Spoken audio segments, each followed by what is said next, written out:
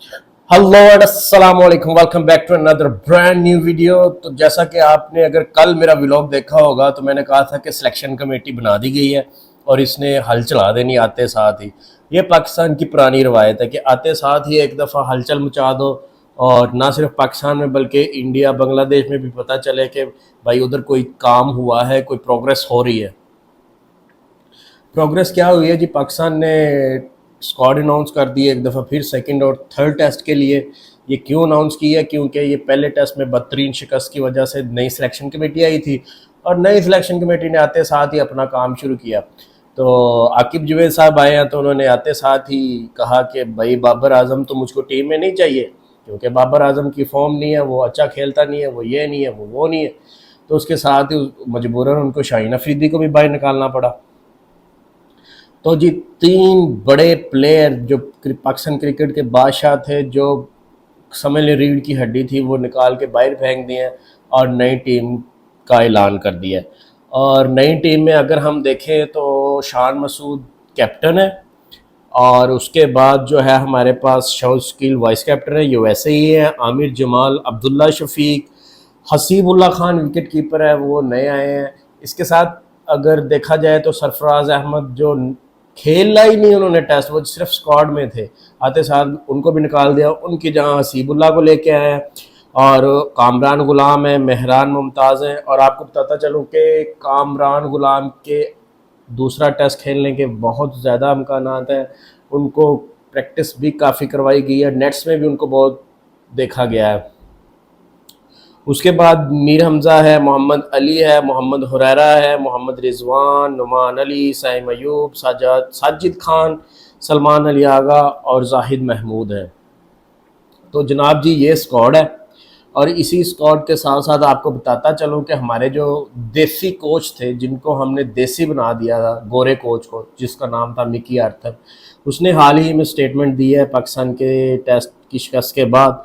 उन्होंने कहा है कि भाईजान ये जो है ना, आपकी टीम बहुत अच्छी है, सलाहियत रखती है, टैलेंट से भरपूर है, लेकिन इनको एक ही मसला है, वही जो अज़लों से चलता आ रहा है कि अगर ये कोई अच्छी परफॉर्मेंस दे देते हैं तो इनके मीडिया एजेंट हैं या मीडिया इट्सल्फ इतनी हाइप क्रिएट कर देती है कि ये अपने आप को फन्ने हाँ समझने लग जाते हैं कि भाई बस हमसे ज़्यादा तो कोई है ही नहीं। बस वो उसका कहना था कि इसी के बाद ही बेड़ा बह जाता है और पाकिस्तान क्रिकेट टीम ख़त्म हो जाती है। ऐसे ही शुरू से देखें तो अगर हम बाबर आजम को चलो देखें, बाबर आजम किंग, ये वो लड़ते लड़ाते पता नहीं क्या क्या हो गया था। मीडिया एजेंट्स ने ही उसको कैप्टनसी लेके दी है कई बार, और उसको रिटेन, जो कैप्टनसी रिटेन की है वो भी मीडिया की वजह से हुई है, मैं आपको बताता चलूँ। और उसके बाद अगर आप नसीम शाह को देखें, 20 साल का था, 19 साल 20 साल में उसने क्या करियर का अपना कर लिया? कुछ भी नहीं, बस हाइप क्रिएट थी। बंदा पाकिस्तानी कहते हैं कि वहाँ पे रुक जाते हैं कि हाइप क्रिएट होगी, बस हमें यही अचीव करना था, बात ख़त्म। अब हमारा नाम है, हमें सब कुछ जानते हैं, ब्रांडिंग शुरू हो जाती है, डिफरेंट लीग्स में खेलना शुरू कर देते हैं। ओ भाई जान मेरी गल मनो तो इन्हों लीग तो बाहर कढ़ाओ, इन्हों की लीग्स वगैरह एड्स वगैरह सब कुछ खत्म कराओ, सिर्फ 5-6 साल वास्ते, ज़्यादा नहीं क्या, ताकि इन्हों के गर्दन के जो सरिया है ना, वो सीधा बाहर निकले तो थोड़े जे ना डाउन टू अर्थ हो। विकी आर्थर की गल काफ़ी हद तक ठीक है, क्योंकि अगर देखें ना, शाहीन अफरीदी का एटीट्यूड देख ले, इन द फील्ड और आउट द फील्ड, हर जगह वो बंदा, उसका बोलने का अंदाज, वो जैसे बात करता है, जैसे उसका एटीट्यूड होता है, वो यही होता है कि भाई मुझे तो कोई निकाल नहीं सकता। अब मेरी तो परफॉर्मेंस ऑफ भाईजान, पिछली आपकी स्टेटमेंट थी कि वसीम अकरम और गार यूनुस भी तो नहीं ना रेस्ट करते, अल्लाह फिर आज उन्हें रेस्ट दी तो चंगी रेस्ट करो। ਹੁਣ आ जाया जे टीम के डोमैसटिक खेड खूड के ना टीम के आ ही जाया जे।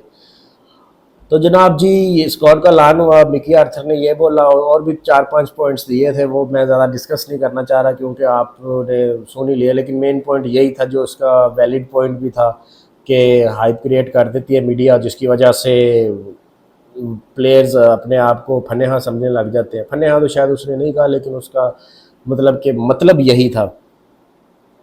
और दूसरी तरफ अगर हम बात करें, कल जो इंडिया ने T20 सीरीज़ जीत ली बांग्लादेश से, संजू सैमसन आए हैं, उसने कहा है कि भाईजान आओ मैं तुम्हें बताता हूँ कि कैसे खेलते हैं T20।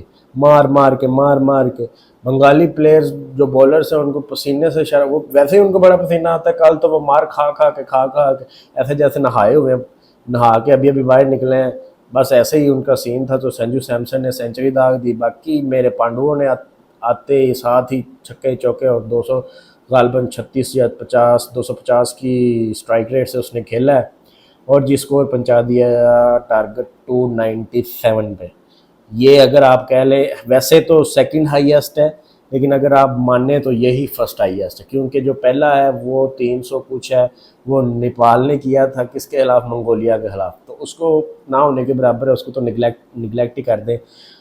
तो मैं तो इसी को फर्स्ट हाईएस्ट समझता हूँ कि उन्होंने रिकॉर्ड बना दिया। और यहाँ तक पहुँचना किसी भी बड़ी बड़ी दो टीम्स का अगर मैच हो रहा होगा तो बड़ा मुश्किल है, क्योंकि 300 वनडे जितना तो यार उन्होंने रन बना दिए, इतने तो हम टेस्ट में नहीं बनाते जितने उन्होंने T20 में बना दिए।